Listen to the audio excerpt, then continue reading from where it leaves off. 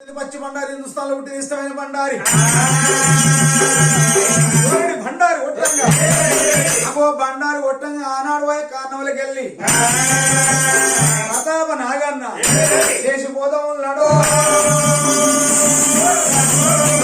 దేవుడు యొక్క మావదిన నాకు సంబంధం పెట్టిందా అని అన్నం అక్కడ వదిలిపెట్టి చిలకలమ్మ చిన్న ఊచుకొని అవసరం అలుగుచ్చుకొని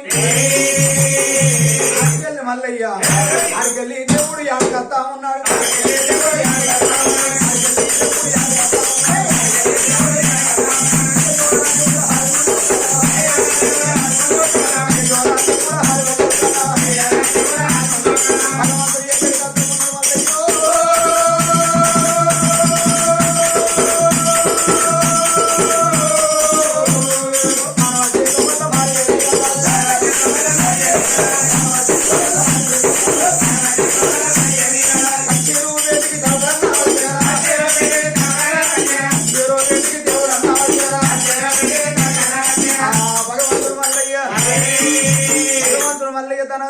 చిరుకాడికి ఎప్పుడు వచ్చిండో చిరుకాడు ఉండంగా ఆరుగురు వాడల్లో దుర్గా అందరికన్నా పెద్దది అగో అప్పుడు చూడు వంతులాడు వన్నమ్మ చూసింది చెల్లె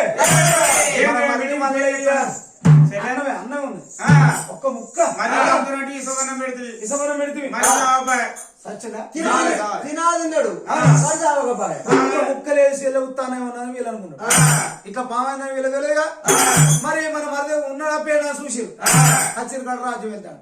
చెల్లెళ్ళ మళ్ళీ గారికి ఇసమైన పడ్డది చెల్లె అట్లా కాదు కానీ మళ్ళీనే ఎట్లా పానం తీయాలి ఎరికేనా అవో ఇరమని ఉండాలి చెల్లె చెల్లె